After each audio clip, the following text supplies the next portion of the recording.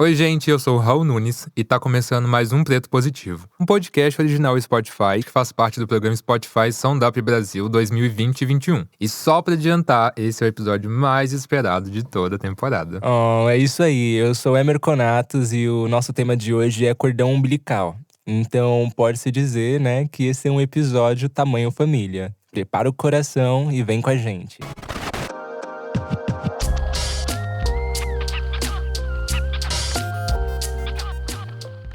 Eu não me sinto à vontade para falar sobre sexualidade com a minha família até hoje. E eu sou do tipo de pessoa que fala sobre sexualidade em qualquer lugar. Porém, dentro de casa eu só me sentia à vontade para falar dos meus relacionamentos com garotas. Sobre garotos eu nunca falei por não me sentir seguro nem confortável. Daí a gente até falava sobre sexualidade, mas sempre num contexto muito heterossexual. E eu sentia essa diferença, né? Era uma dualidade muito grande para mim. Se por um lado eu me sentia aceito, por outro eu me sentia rejeitado. Então era como se eu não pudesse ser eu por inteiro, eu tinha que ser eu pela metade.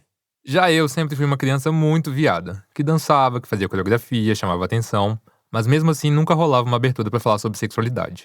E aos poucos isso foi cortando a minha liberdade. A falta de educação sexual dentro de casa foi algo que me prejudicou muito, porque eu não conseguia conversar com ninguém sobre as coisas que aconteciam comigo e como eu me sentia. Então me entender foi um processo muito solitário. Acaba que a gente aprende sexualidade de uma forma muito marginal, né? Acho que a minha referência era o pornô, que não é educação sexual pra ninguém, né? Muito pelo contrário. E aí, muitas vezes, a gente se coloca em situações de risco.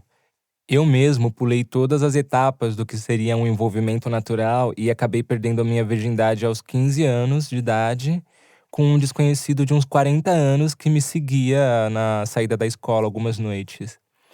E era um cara que não me atraía em nada. Nada mesmo, juro pra vocês. Eu só transei com ele porque eu nunca tinha ficado com nenhum homem, com nenhum garoto. Então tudo que eu queria era só saber se afinal eu gostava ou não de homens. E isso me levou à primeira e uma das experiências sexuais mais traumáticas de toda a minha vida. Eu cheguei em casa me sentindo um lixo. Eu tomei banho, escovei os dentes e fui dormir chorando, sem conseguir contar nada pra minha família. Eu nunca contei. E hoje eu percebo que as consequências disso poderiam ter sido bem piores. Amigo, o que você tá contando é grave e isso não foi um caso isolado. Eu tenho, na verdade, alguns traumas e medos de me relacionar sexualmente porque eu sofri abuso durante a minha infância. Com mais ou menos uns 6 anos de idade, e isso aconteceu durante 7 anos.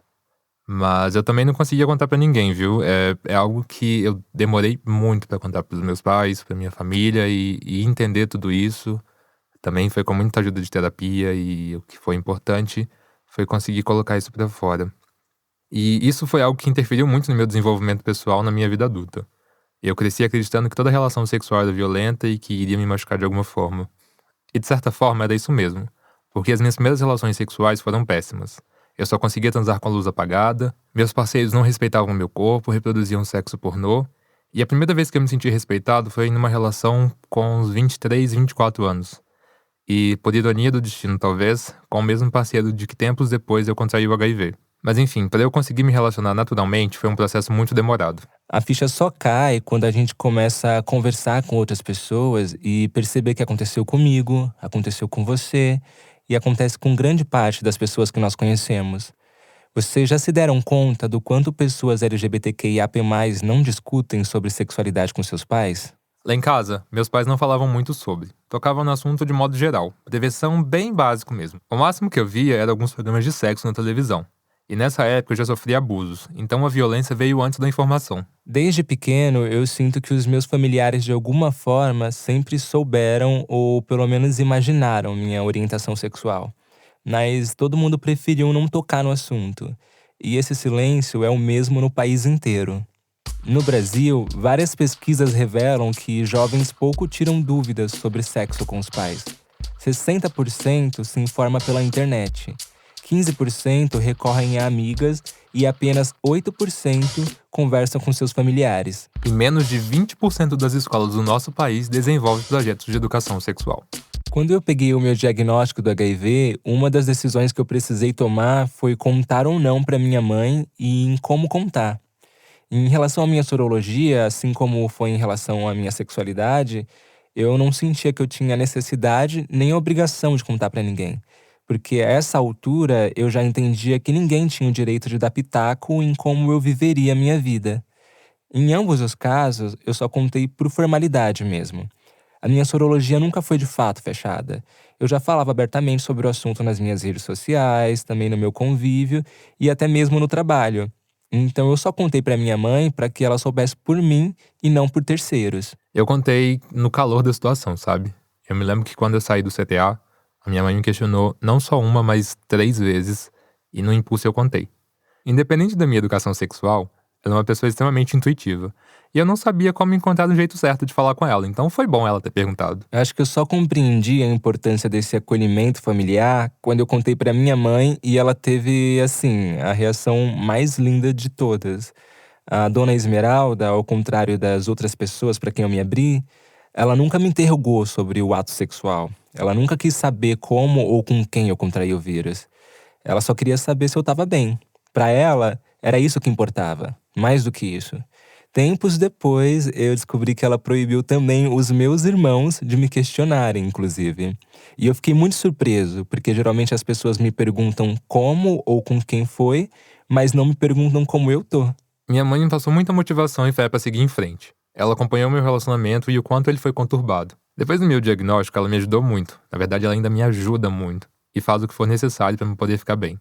E ela também me disse certa vez que quando ela não estiver mais aqui comigo, ela tenha certeza que eu vou encontrar alguém que se identifica com a minha história e que eu nunca vou estar sozinho.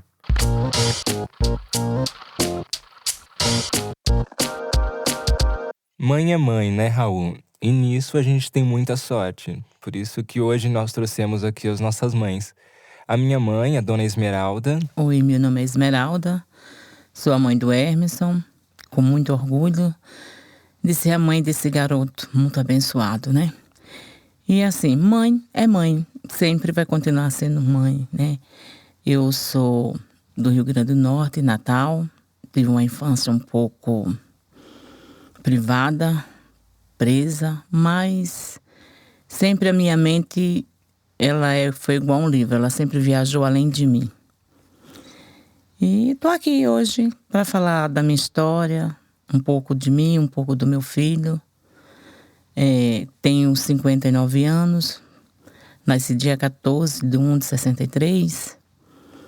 E um pouco de tudo eu já vivi um pouquinho nessa vida, né?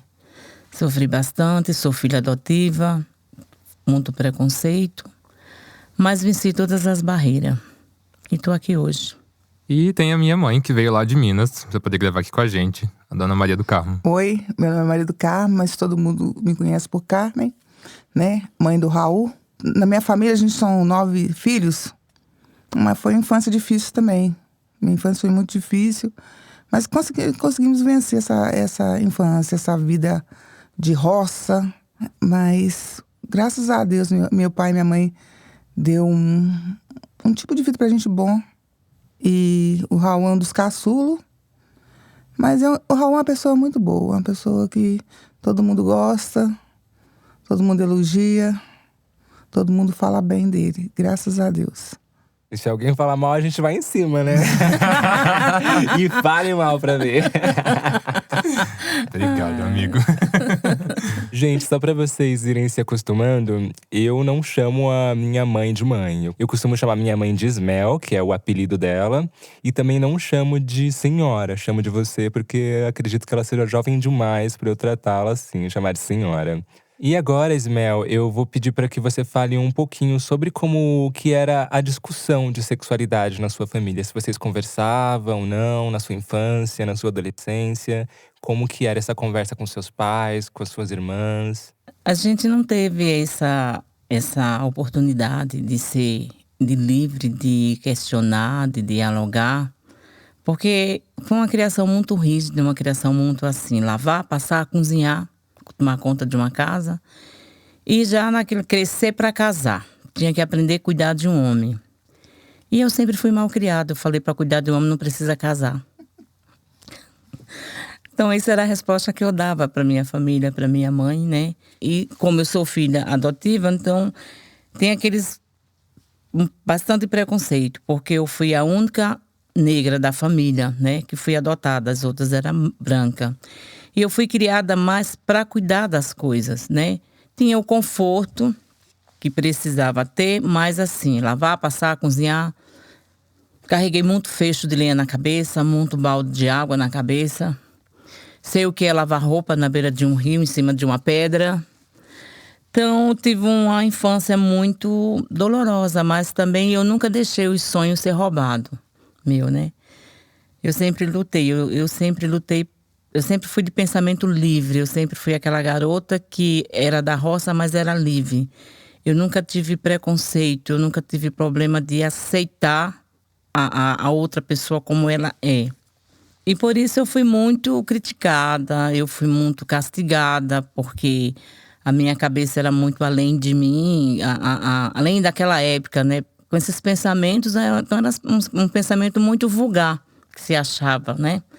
Que é como é que essa garota tem esses pensamentos, como é que essa garota criada num lugar tão pequeno, porque é uma cidade pequena, Natal, e eu não morava no mesmo Natal, eu morava num bairro chamado Igapó. Ainda hoje existe esse bairro. Então era um bairro muito pequeno, de muita gente da cabeça fechada. O meu pensamento foi bem longe, bem assim, bem solto, voava bastante. Que se tivesse sido por mim, eu tinha feito teatro, eu tinha sido cantora da noite, que era um sonho que eu tinha, né? Mas ficou mesmo só de cuidar de casa. Bom, e você, mãe? Teve essa liberdade? Você recebeu algum tipo de educação sexual dos meus avós, Dona Maria e Senhor Elídio? Como? Entre 9 filhos. Eram pais fechados, né? Muitos fechados, muito…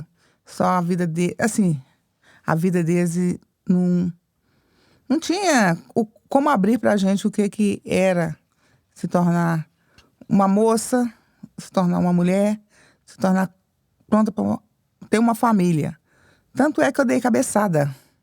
Eu queria estudar e acabei arrumando o pai dos meninos, que com 17 anos eu engravidei. Hoje eu tô com 60 anos, eu tenho uma filha de 42 anos, um filho de 40 anos, uma outra de 37, o Raul de 31 e o Juninho de 30. Então, quer dizer, os meus sonhos foi por água abaixo. Mas hoje eu vejo que a conversa de sexualidade entre os filhos é mais importante do que outra coisa.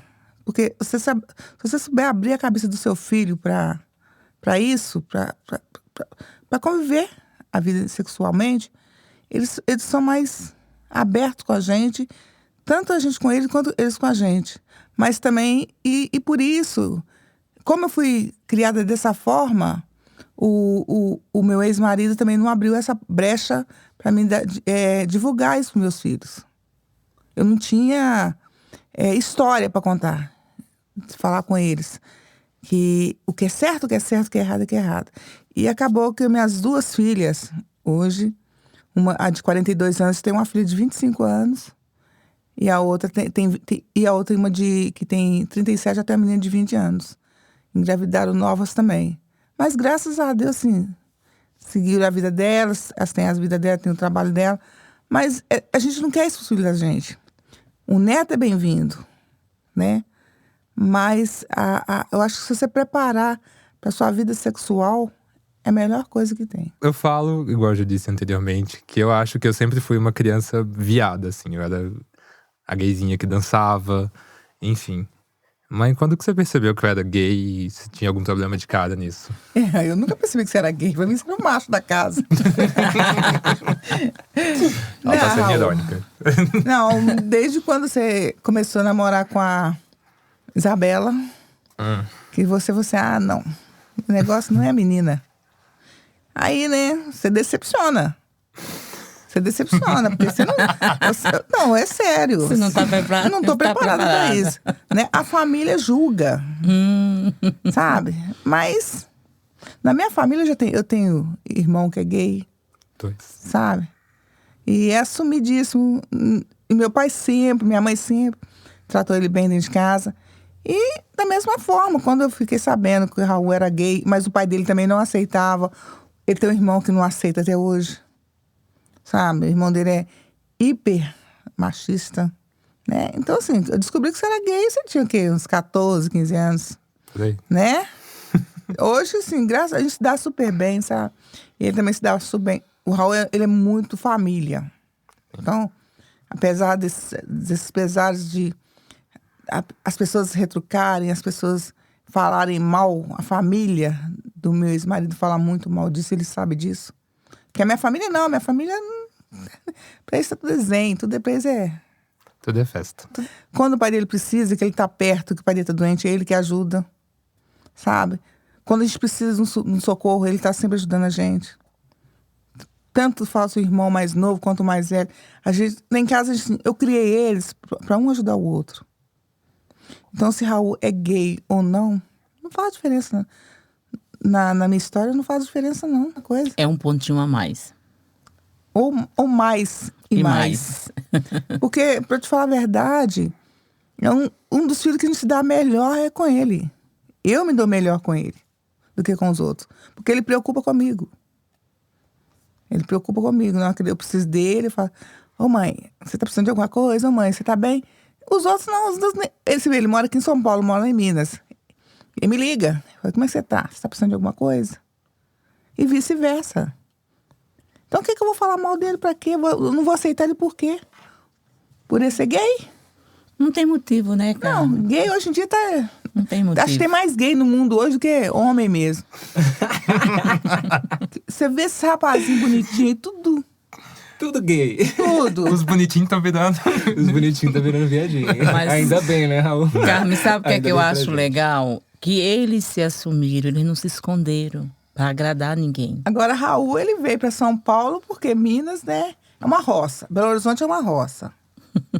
Então, assim, do jeito que ele anda aqui, com as roupas dele que ele anda aqui, que eu vejo ele postando, vai ele andar lá na cidade dele, assim, joga pedra nele. Porque o pessoal é um pessoal ignorante. Cabeça muito fechada. Nossa Muito cheia de Senhora. preconceito. Aí ele tava até querendo voltar pra Minas, já não vai voltar mais. Não Mas vou é- deixar meu guarda-roupa pra trás.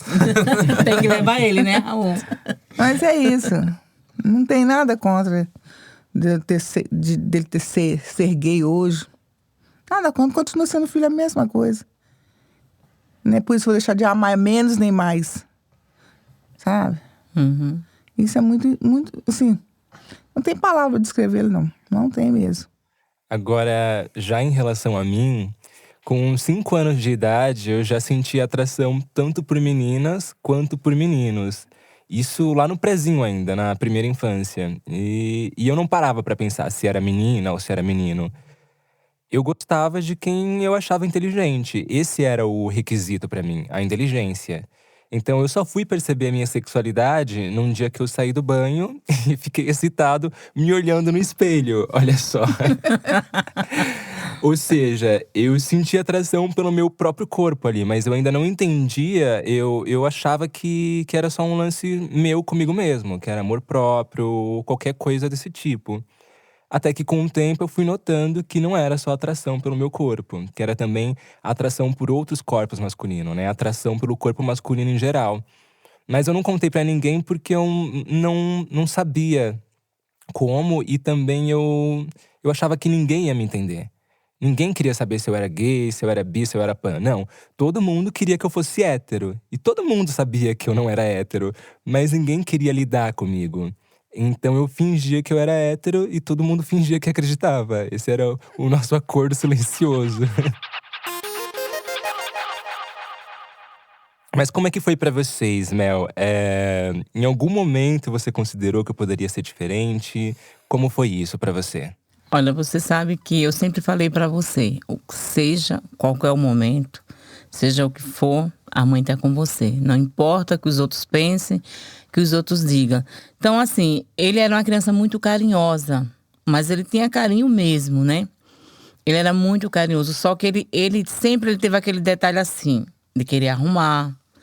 Ele sempre olhava pra mim assim e falava: Mel, essa pintura é assim, se arruma assim, se veste assim. Só que eu sabia que tinha algo que ele não aceitava. Mas só que eu nunca fui a mãe de ficar fuçando a vida. Eu nunca fucei, eu digo, eu vou esperar ele falar. Quando ele falou pra mim não foi surpresa. Pra mim foi uma coisa normal, porque eu sempre falei, eu nunca tive preconceito. Eu fui muito criticada por isso, porque assim, eu sempre fui uma pessoa que eu sempre falei com… que na minha época, na minha cidade, né, tem as mulheres que era da luz vermelha, né, que era cabelinho curto. Eu acho que você sabe que é interior, né, que você sabe que a gente foi criado. Então, quem tinha o cabelinho bem curtinho, atrás, que era cortadinho, bonitinho, então era mulher da luz vermelha. E por isso eu fui muito criticada. E assim, eu nunca tive preconceito com esse tipo, porque assim, é um ser humano, a vida que ela escolheu, você tem que respeitar. Se você gosta, é problema seu, não é problema teu. Você não tem que sair pisando ninguém, humilhando ninguém. E ele falou pra mim, eu fiquei triste assim, porque ele não contou comigo nesse momento, porque se ele tivesse contado comigo, não tinha problema nenhum, porque eu jamais ia desprezar meu filho. Jamais. Não importa o que os outros pensem, o que os outros digam. Pra mim, tanto faz como tanto fez. Ele é meu filho. Se eu amava ele, eu amo ele muito mais. Por quê? Porque ele se assumiu.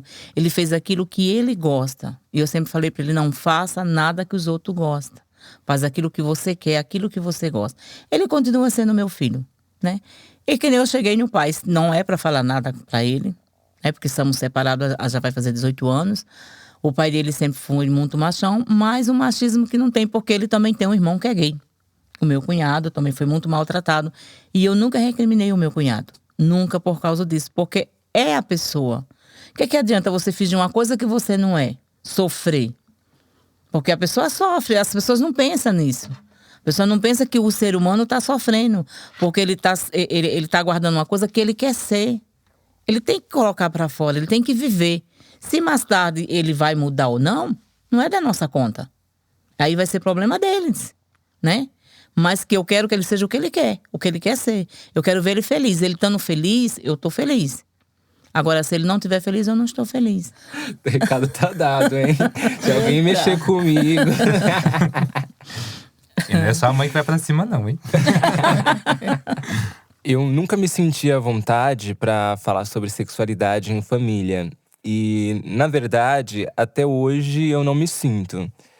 Porque várias vezes eu fui agredido dentro de casa e de várias formas, né? Desde brincadeiras até socos e chutes. E isso antes de eu contar. Então imagina, né, se eu tivesse contado. Daí eu só abri a minha sexualidade depois dos meus 18 anos, quando eu arranjei um emprego fixo. Porque eu tinha medo de ser expulso de casa, enfim. E aí eu só contei pra minha mãe porque ela sempre foi a única pessoa da minha família que nunca me agrediu por eu ser quem eu era. E até hoje, Ismel, eu acho a sua reação muito engraçada.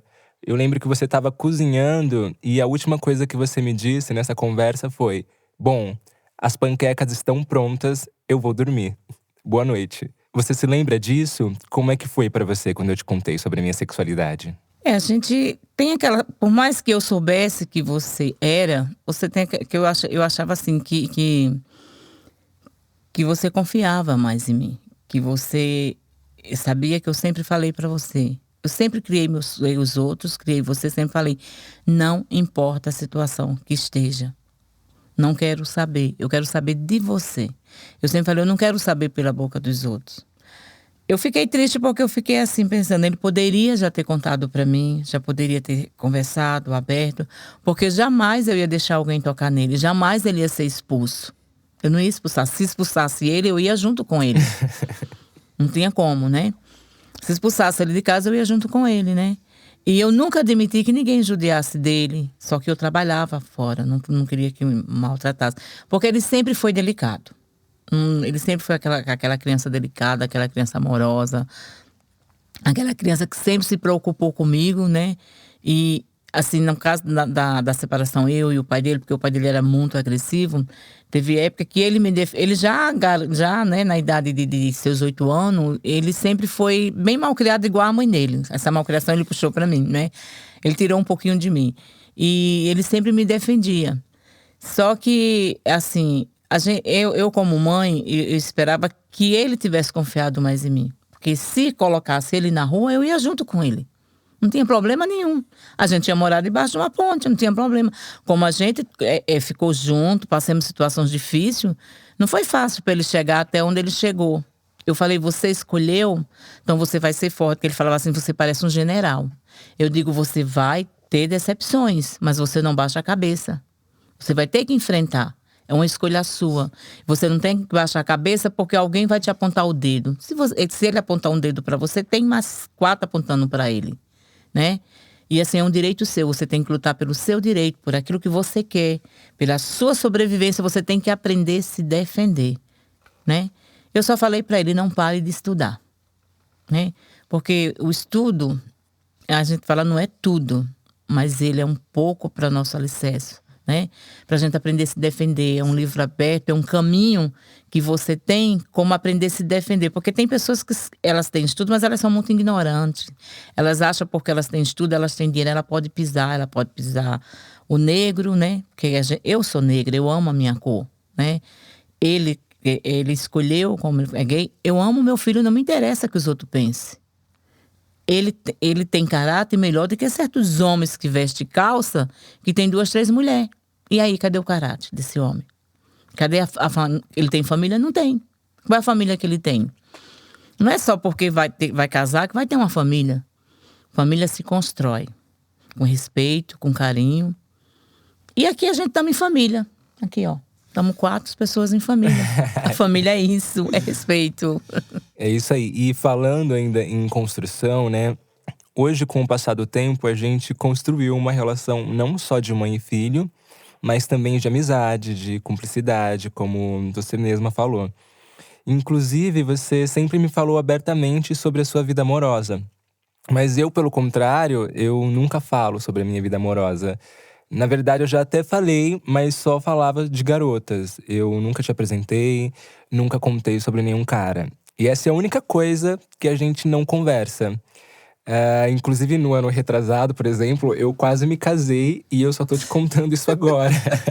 Mas eu já sei. Não, e hoje eu sei que você tem essa abertura. Hoje eu sei que eu posso contar com você, que eu posso conversar com você. Só que isso ainda é um bloqueio pra mim. Ainda é uma coisa que eu preciso passar. Porque durante toda a minha infância, mesmo você sendo muito aberta… enfim, como você disse, você não estava sempre em casa, né? Você não podia me proteger sempre, né? E aí, enfim, eu tinha lá os meus irmãos, meu pai… E aí eu sentia que eu não podia falar disso, porque era um tema a não ser falado dentro de casa. Então, por mais que hoje isso já tenha passado, eu ainda sinto que eu não passei por isso. Mas eu vou te contar sobre alguém. Ficou um pouco de Qualquer hora trauma. dessa a gente conversa. Ficou um pouco de trauma. Mas o trauma acaba aqui. O trauma acaba aqui, a gente tá aqui pra isso. Agora eu vou pedir pra você falar sobre o quanto você se sente à vontade ou não pra ouvir sobre a minha vida amorosa, se ela te interessa ou não, se você tem vontade de saber mais sobre alguém, de algum momento, como que é isso pra você? Olha, eu sempre digo, vou repetir a mesma coisa. Eu sou tua mãe, não vou deixar de ser tua mãe. Nunca vou deixar de ser sua mãe. Nunca vou deixar de ser aquela mãe leoa, que vai sempre estar… Enquanto eu estiver viva, eu tô junto com você. A escolha é sua. Eu tenho que dar todo o apoio, né? A única coisa que eu não quero é que essa pessoa te faça sofrer. Porque nenhuma mãe quer, né? E assim, eu quero que essa pessoa venha somar na sua vida. Eu não sei quem é, qual é a pessoa que vai ser. Mas Nem eu sei ainda, nem eu sei, tá tudo bem. Mas eu vou aceitar do mesmo jeito que eu te aceito. Porque ela é um ser humano, ela tem vida. E foi o que ela escolheu. E se ela cuidar bem do meu filho cuidar bem dela, maravilhoso. Eles são felizes? Eu também sou. O que importa pra mim é a felicidade dos dois. Não importa porque, não é… Eu queria uma nora. Não. É uma coisa que é escolha. Eu não posso escolher a sua felicidade porque eu quero que você seja. Não, eu quero que você seja feliz por aquilo que você escolheu. Foi a sua escolha. Isso pra mim é o que importa. É isso, agora vai o Raul começar a chorar, que agora é a parte dele. Agora eu quero ver. Ele é chorão mesmo, é de família. E eu tenho orgulho do filho que tem, né? Bom, A minha questão da sexualidade, eu acho que a primeira vez que eu falei com meus pais abertos foi dentro de uma sala de uma psicóloga, após uma tentativa de suicídio. E eu lembro que eu tava chorando, e quando eu contei pros meus pais e tal, tava meu pai presente, minha mãe presente na sala. Eu acho que meus pais sabiam, mas ninguém nunca contou, e eu acho que eu me senti muito liberto e me senti muito seguro, e eu consegui ficar muito mais confiante após contar, falar, olha, eu sou gay. Então, mãe, quando eu te contei isso, você já deixou claro que foi uma decepção, mas eu queria saber se foi um choque. E como foi essas questões quando eu comecei a falar sobre o meu primeiro namorado, enfim, tudo que a gente conversa hoje, a nossa relação é muito mais aberta. Nós somos amigos, então eu queria saber de você, como é isso pra você hoje em dia? Como eu encaro isso hoje em dia? Sim. Como foi na época e como é hoje? No princípio, né, você lembra que você foi mais criado com a sua avó do que comigo, com a mãe do seu pai. Porque eram duas crianças diferentes de 9 meses, um pro outro, dele pro mais novo. Então a mãe do meu ex-marido sempre pegava ele e levava para casa dela. Então ele foi pegando afinidade com a família dele, foi sempre ficando, ele sempre fazendo a vontade dele. E um dia o tio dele, mais novo, falou com ele assim, falou com a gente assim, neto criado com vó, vira mulher, vira gay. Eu não esqueço dessa frase até hoje, sabe? Porque todo mundo passa a mão na cabeça.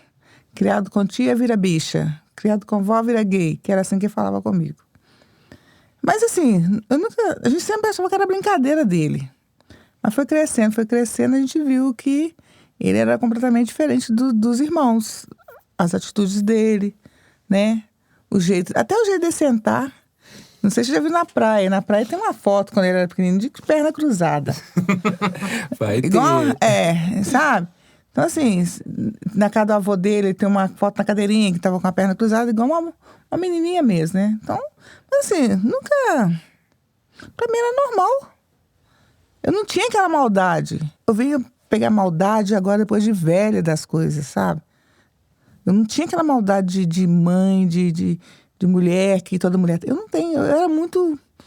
Sei lá, acho que eu não tive a educação, igual a gente estava comentando, da sexualidade, das maldades da vida. Eu não tive isso.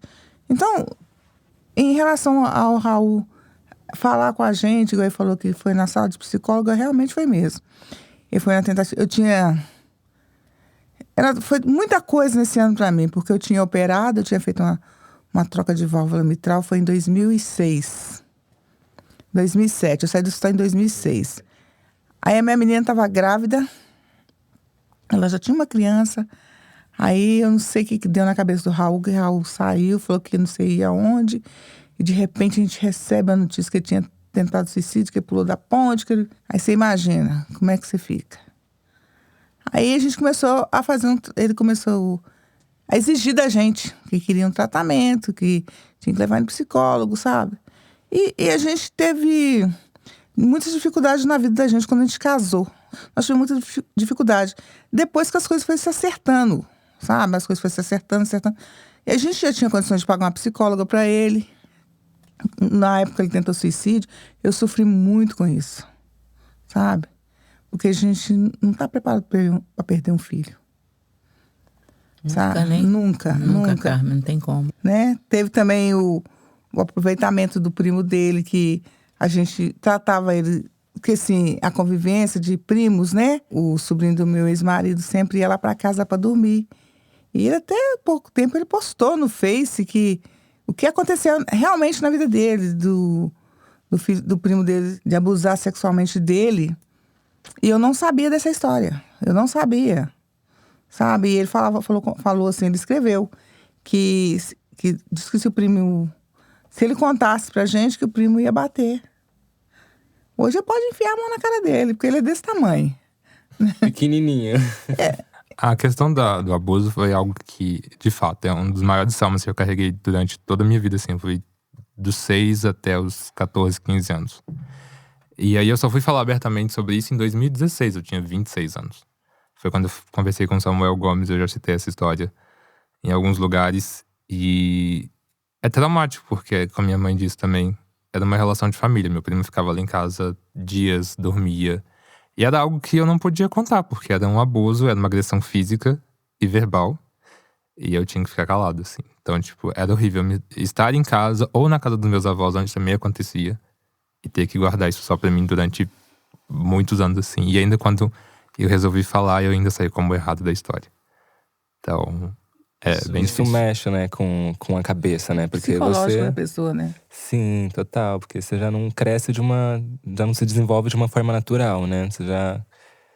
O que você entenderia sobre sexualidade na sua adolescência, né? Você já estava passando na infância sem nem entender o que estava acontecendo. Um abuso, né? Sim. Dona Carmen, gostaria que a senhora falasse… Foi problemático no início, foi problemático no começo, a relação com o Raul. Mas como que hoje em dia vocês construíram essa relação? Que hoje vocês têm uma relação de amizade, né? Como vocês falaram. Como que é isso hoje em dia, falar sobre sexualidade? Hoje em dia, Emerson, é mais aberto, né? É mais aberto, é uma conversa mais aberta, mais amiga.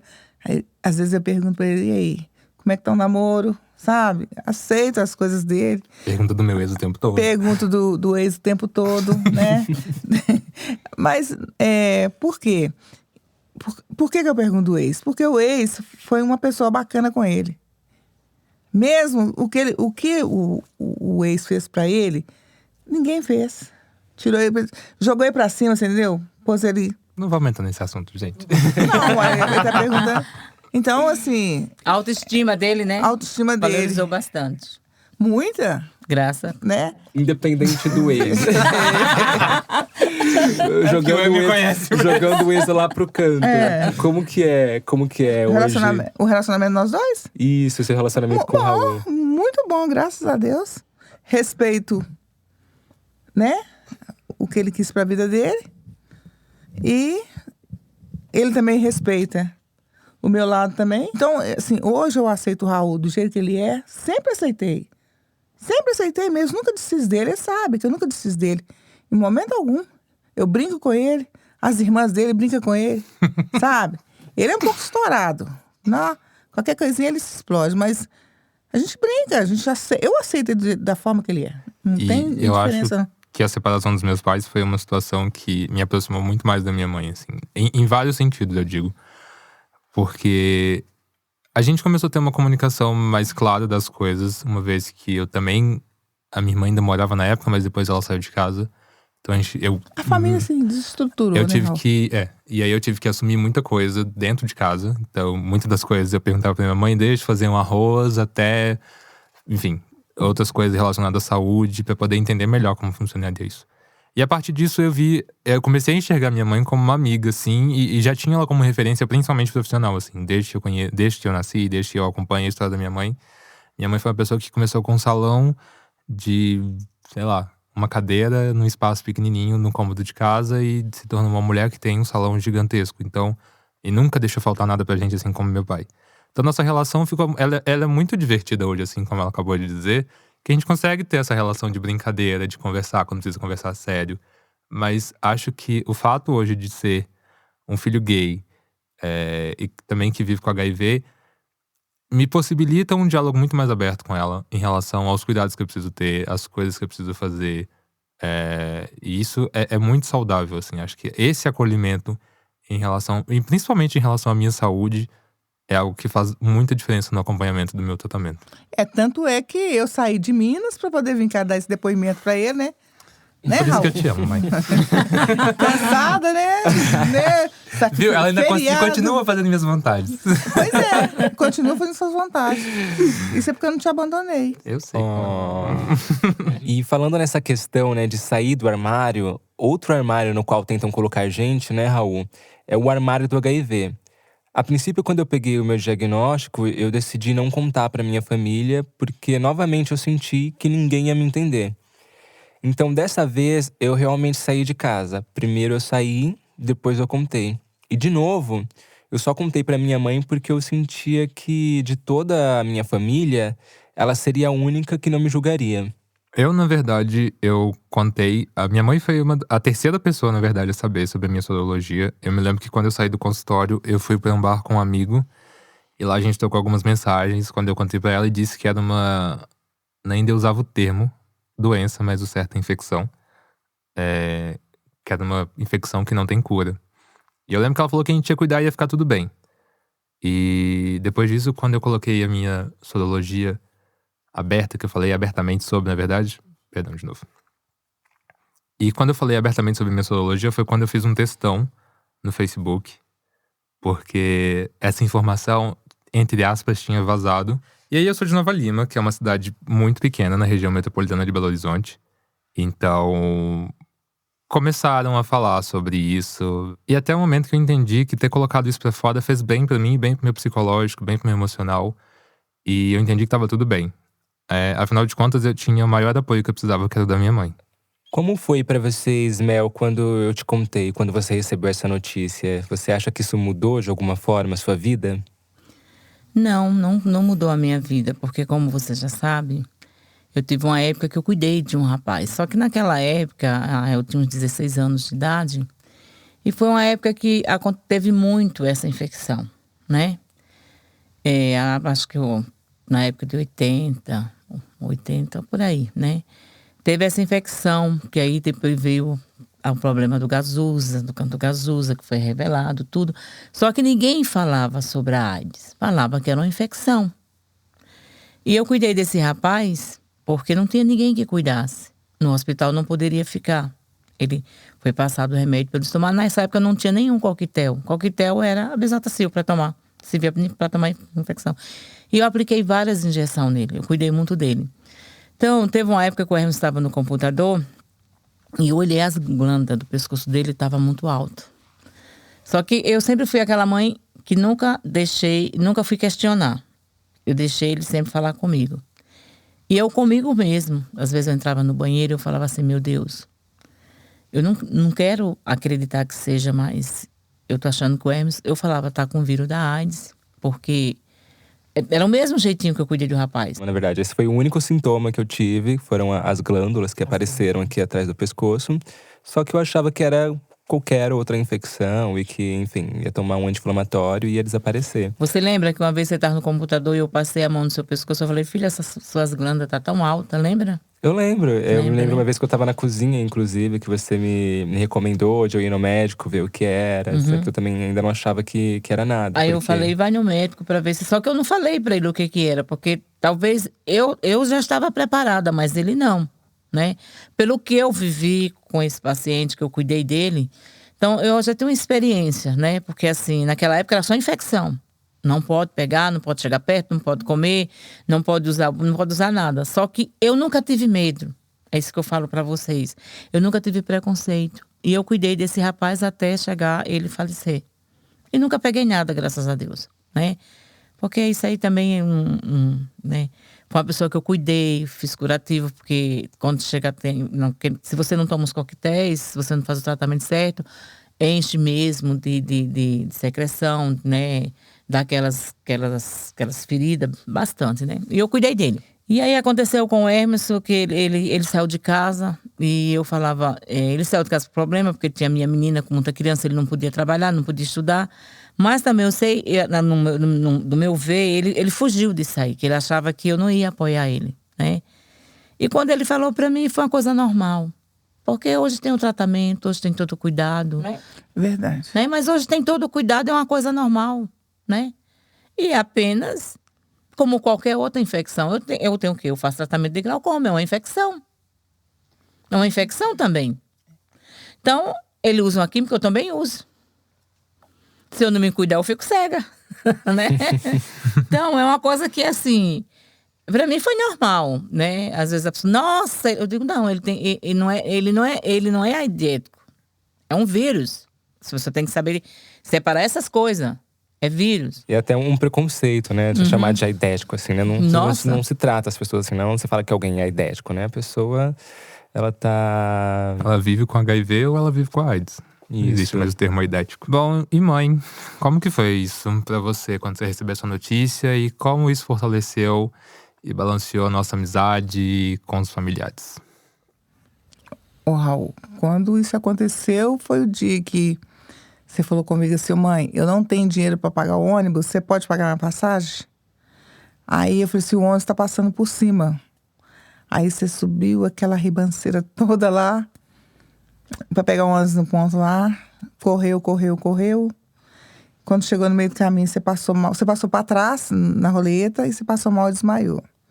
O motorista teve que parar com você lá no Biocor. Até então, aí eu fiquei ligando. Como é que você tá? Você tá melhorando e tal? Vou embora pra casa mais cedo, eu converso com você e tal. Aí, quando passou uns 2 dias que ele pegou o resultado, que o médico mandou ele procurar fazer uns exames de sangue, que ele pegou o resultado. Aí ele falou comigo que ele tava com vírus. Aí eu falei assim, nossa senhora, não acredito. Aí eu chorei. Aí você fica um pouco chateada, você chora, sabe? Você pede orientação a Deus. É, só Deus, né? E eu pedi muito, sabe, pra Deus me ajudar a conseguir enfrentar aquilo ali. Que pra mim, assim, já tava morrendo. A irmã dele entrou em desespero. O irmão entrou em desespero. Que ficou, chorou. Eu digo, não, ele tá bem, ele tá se cuidando. Aí, eu falei com ele, fazer o quê? Vai ter que fazer um tratamento, sabe? E graças a Deus, em relação à área de saúde em Minas, na nossa região, é muito boa. Hoje minhas amigas falam comigo, e Raul, como é que tá? Porque as pessoas que eu converso com elas sabem que ele tem, sabe? E a turma que eu trabalho com ela tá muito boa. E gosta muito dele, que sempre tá lá aparecendo no salão. As meninas falam assim, não, mas que rapaz bonito. Você, gente, já não é pra vocês, não. Aí pergunta, você tá bem, sabe? Então tem uma amiga da gente lá, que é amiga dele também, a Nilma, fala.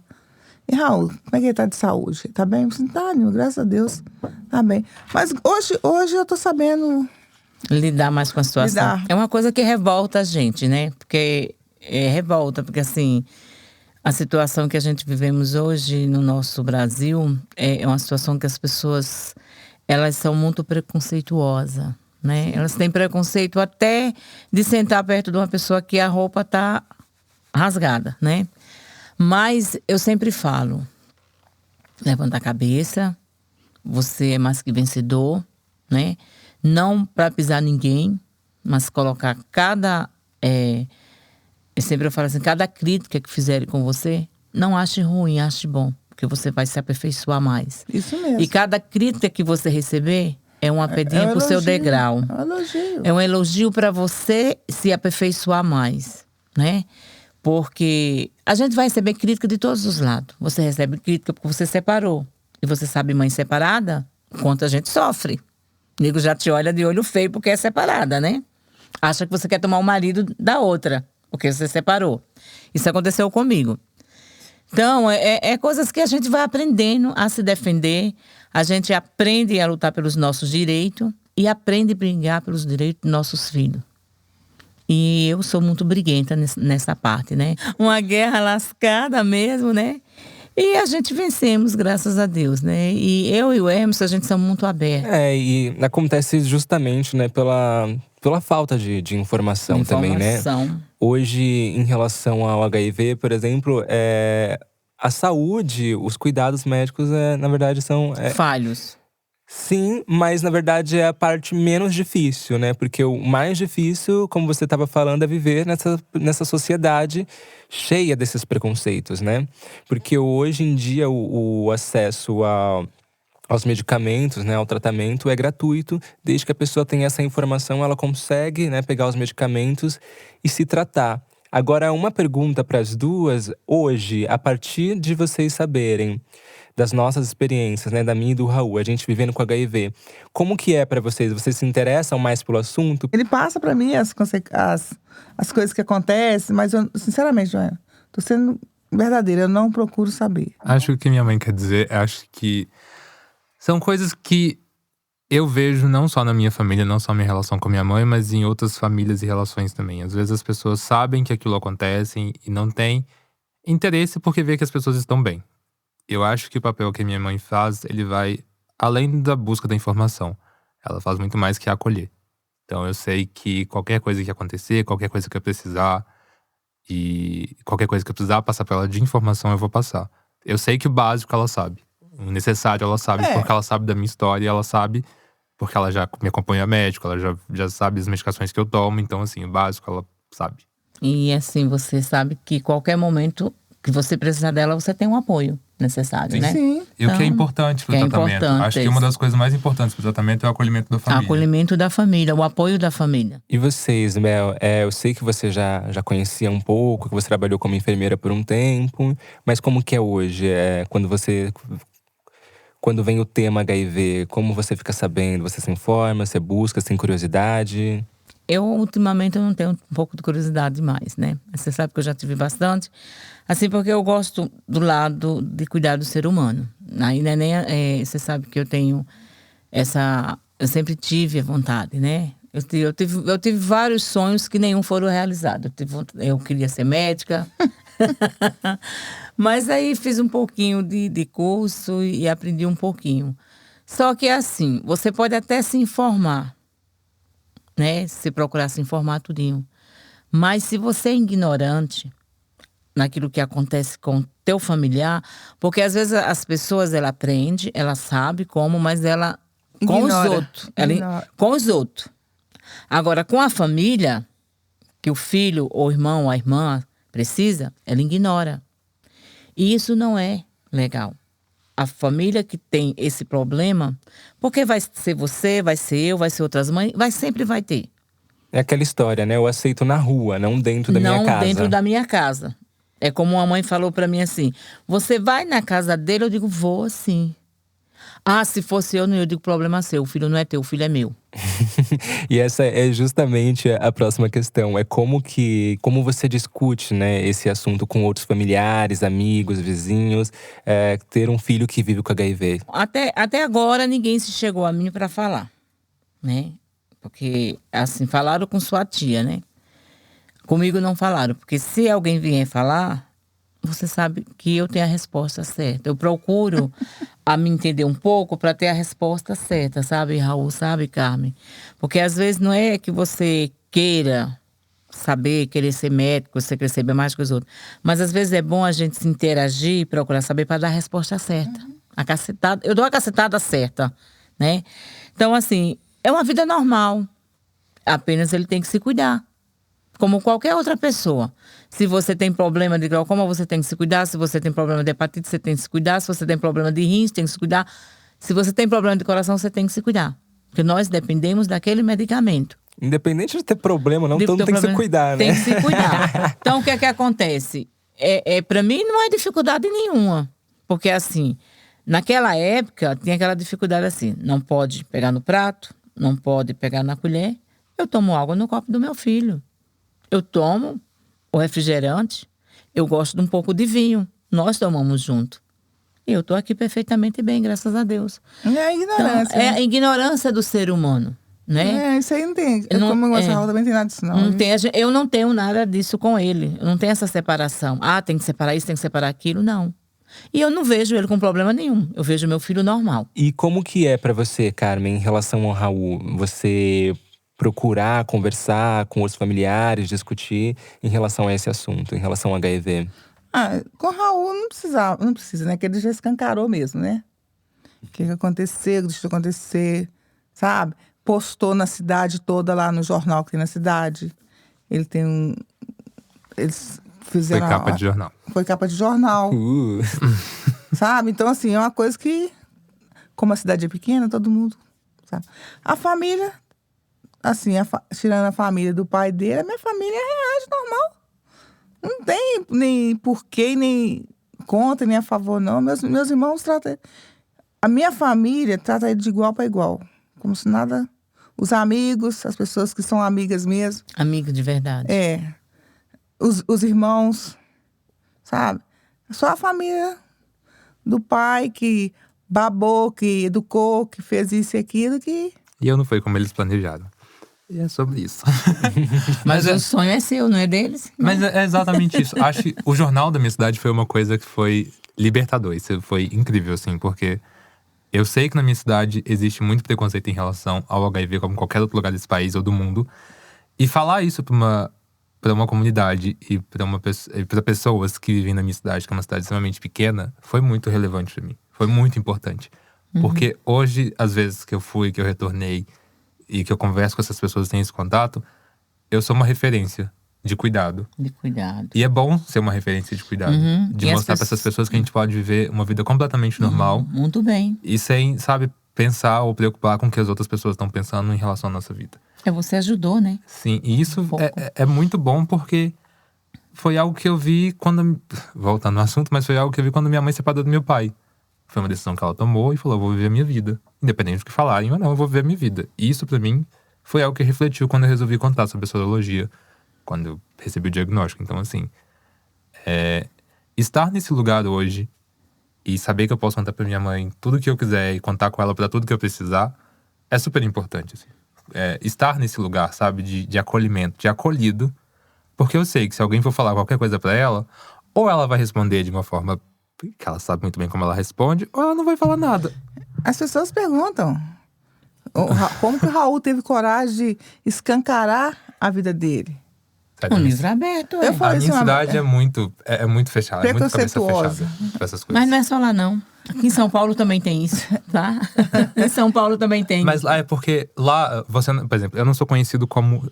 Hoje eu sou, mas eu era conhecido como o filho da Carmen, o filho do Hernandes, ou o neto do seu Raul, ou o sobrinho de fulano de tal. Nunca era o meu nome. Então, toda vez que se iam referir a mim, era sempre como filho ou sobrinho, ou alguém de alguém. Eu nunca era do Raul.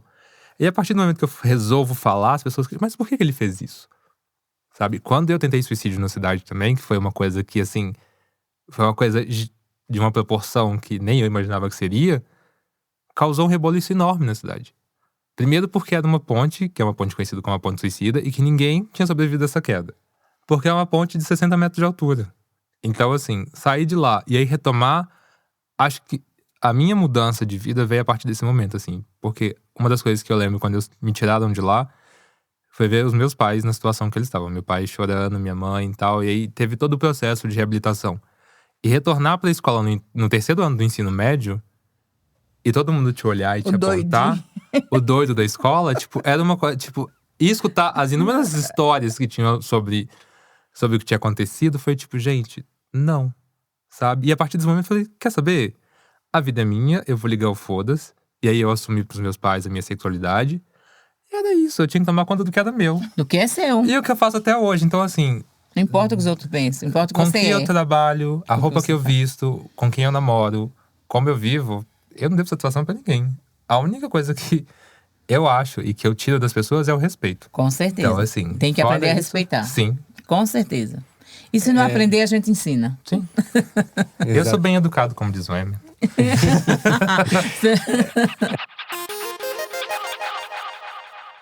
Carmen, eu quero saber essa questão de você. Se você tem medo do que as pessoas pensam sobre o Raul, preconceito, do HIV, do que o seu filho é. Eu tenho medo porque hoje em dia tem muitos caras que se fazem de machão para machucar eles. E São Paulo é uma cidade que se pega um gay na frente, a gente já viu na televisão, que mata sem dó e sem piedade. Isso aí é o medo que eu tenho, deles fazer covardia com ele. Eu fico preocupado de que ele sai, que ele não me liga, que sempre tá me ligando. Todo dia eu falo com ele, você tá em São Paulo? Mas você me liga, você manda um bom dia pra mim, pra você saber se você tá bem. Todo dia eu cobro isso dele. Então eu tenho esse medo, sabe? Em relação ao preconceito, nenhum. Não tenho medo disso, não. Eu tenho medo das pessoas fazerem mal pra ele, assim, tipo, bater, né? Porque a gente vê demais isso aqui. Aqui não, em qualquer lugar. Né? O tipo de roupa que ele veste, né? Isso chama muita atenção, porque… lá vai um viadinho ali. Lá vai um gayzinho ali. Não é assim? É assim. Então, pra pegar ele de pancada, eles não mudam de roupa, não. Nossa Senhora, eu sofro com isso. Eu fico pensando o que os ouvintes estão achando das minhas roupas, assim.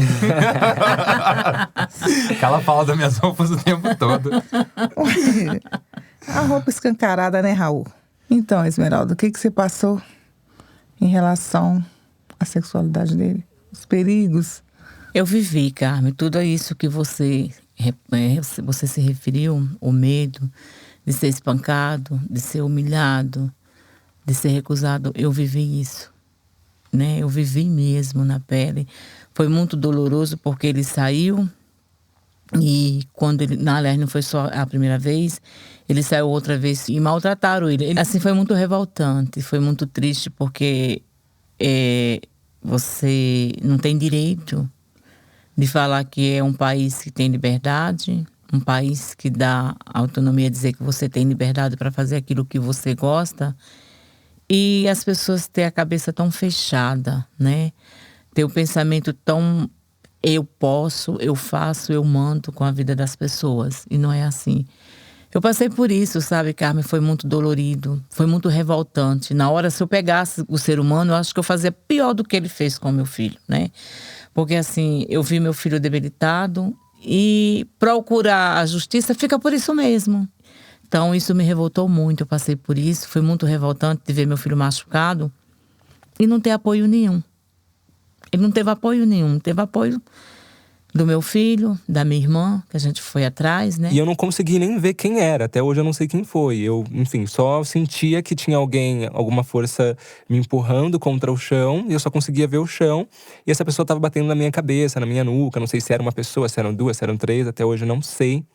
Mas eu fiquei desacordado ali por cerca de 2 horas no chão e ninguém prestou socorro.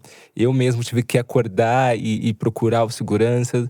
Aí os seguranças me levaram para Santa Casa, só que na Santa Casa também trataram como se eu tivesse bêbado, porque me perguntaram várias vezes o que tinha acontecido, eu não conseguia lembrar, não conseguia dizer, porque de fato eu não sabia. Ainda estava com um monte de porrada na cabeça. E aí começaram a me tratar como se eu tivesse bêbado, como se não fosse nenhum risco. E me liberaram. Depois eu tentei prestar queixa, fui em 3 delegacias, mas ainda assim não deu em nada. Quer falar alguma coisa? E aí o que é que acontece? Você procura as autoridades, você procura. Porque, assim, porque acha que você estava bêbado porque ele tinha ido para uma festa. Não é que você estava bêbado. Você está atordoado por causa das pancadas que você tomou na cabeça. E mesmo que ele estivesse bêbado. Mesmo que tivesse bêbado, tinha que ter um respeito, né? Então, isso foi muito dolorido para mim. Eu fiquei muito tempo. Eu não vou falar para você, Carmen, que eu não tenho preocupação nesse sentido. Eu tenho, sim, muita preocupação. Nesse sentido, eu tenho demais. Mas, assim, eu sempre coloco, tanto ele, como o Raul, como os outros que estão com amigo, tudo. Eu sempre falo, Deus guarda eles. Porque, assim, nem todo momento a gente pode estar junto. Porque se a gente tá junto, a gente vai em cima. Não adianta falar que a gente é mãe e vai mesmo. Se eu tiver, tanto que assim, a minha menina ou o meu outro menino, qualquer coisa você liga. Porque a gente sabe que isso pode ocorrer a qualquer momento. Então, é muito dolorido. Isso aí me preocupa muito. Então a gente percebe, né, por toda essa conversa, o quanto é importante ser acolhido pela família. E pra mim, a minha família é a minha mãe. Assim, em vários momentos da minha vida, eu só tive ela. Como ela mesma disse, em vários momentos ela só teve a mim também. Então a gente só tinha a gente. Mas hoje, ainda bem, toda a minha família me acolhe, me apoia, e isso é muito importante pra mim. Bom, acho que ao longo de toda essa conversa, deu pra perceber o quanto a minha mãe é algo que representa muito pra mim. O quanto eu a amo e o quanto ela me inspira a acolher outras pessoas. Eu acho que se eu puder fazer 10% do que ela faz por mim, pra ajudar outras pessoas, eu já tô fazendo muita coisa. Mãe é um alicerce, né? Quando eu fiquei sabendo que o Raul era HIV, eu já tinha saído de casa. Já tinha saído. Pra mim foi uma surpresa, assim, desagradável. E hoje a gente aceita. Aceita, né? Você tem que aceitar. Você não pode excluir, você não pode abandonar.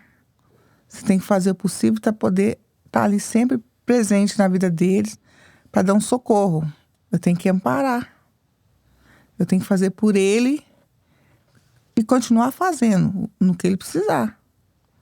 Tanto ele quanto os outros. Eu penso neles. Às vezes eu estou almoçando, às vezes eu estou jantando, eu estou fazendo alguma coisa, eu estou lembrando deles. Será que eles já almoçaram? Será que eles jantaram? Por quê? Porque foram 30 anos convivendo para eles. Fica tranquila que você já tá fazendo muita coisa, viu? Muita coisa que várias pessoas não fazem. Olha aí, mãezona. Mãe, você não deixou de ser mãe. Não existe ex-mãe. Eu aprendi tanto com ela e eu aprendo tanto com ela todo dia. E isso fortaleceu. É muito importante pra mim, porque ela nunca em momento nenhum falou, independente de eu sair de casa, ela falou: não quero mais saber de vocês. Não só de mim, mas dos meus irmãos também, e dos meus sobrinhos também. Minha mãe, o que ela pode e o que ela não pode fazer, ela faz. E não por uma questão de mimar, ou porque ela tem uma dívida com a gente, porque isso não existe. Mas porque ela é mãe. E o cuidado de mãe, né? Então eu sei que é o colo que eu sempre vou poder correr. E às vezes eu tô aqui em São Paulo, o Emer sabe muito bem disso.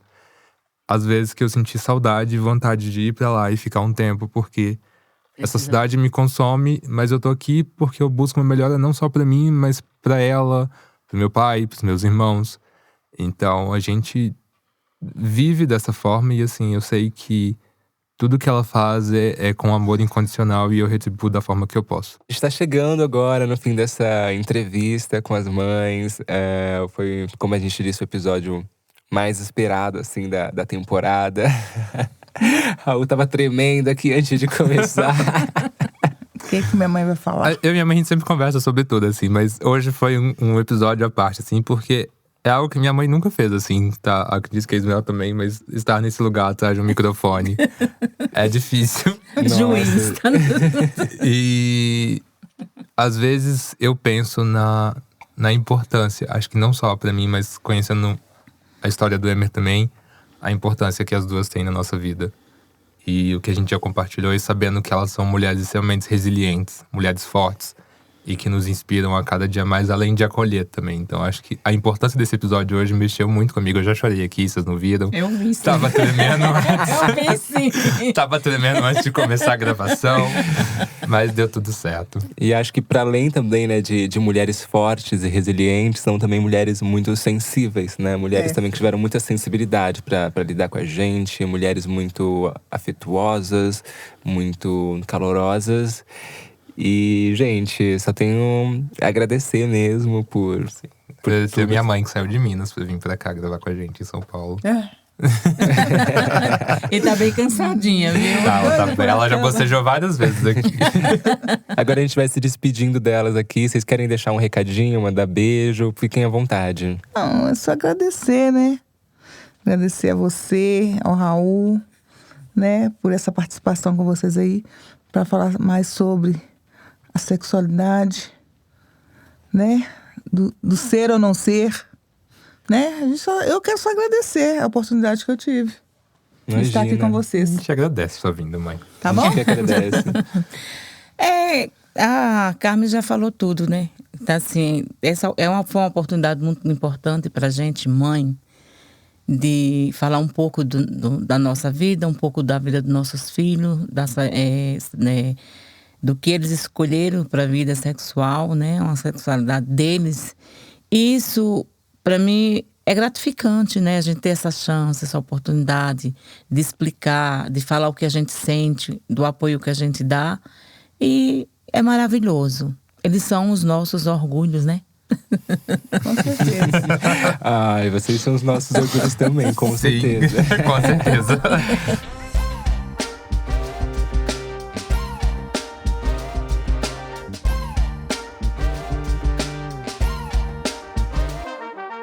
Oi, eu, o HIV, não sei nada sobre os meus pais. E também nunca conheci a minha família. Mas eu me lembro muito bem da minha infância. Nos anos 80, eu tava descobrindo o mundo e vivendo a minha liberdade. Assim como a comunidade LGBTQIAP+. Esse povo animado criou um evento babadeiro que rodou os Estados Unidos e principalmente os becos de Nova York, até chegar no mundo todo, assim como eu. Esse fervo acontecia em bailes que são chamados de ballroom. Desde os anos 20, o bairro do Harlem, nos Estados Unidos, já fervia com os bailes, onde homens vestiam roupas femininas e mulheres vestiam roupas masculinas, contrariando os padrões de gênero daquela época, e até mesmo de hoje em dia. Mas foi nos anos 80 mesmo que esse fervo atingiu o ápice. Há boatos, é verdade esse bilhete, de que as bichas dessa época inventavam festas à fantasia para se vestirem do jeito que bem quisessem. As pessoas trans, as bichas pretas e latinas do Harlem Muitas que foram expulsas de suas casas por conta da sexualidade ou do gênero eram quem organizavam os eventos ballrooms, criando espaços de acolhimento.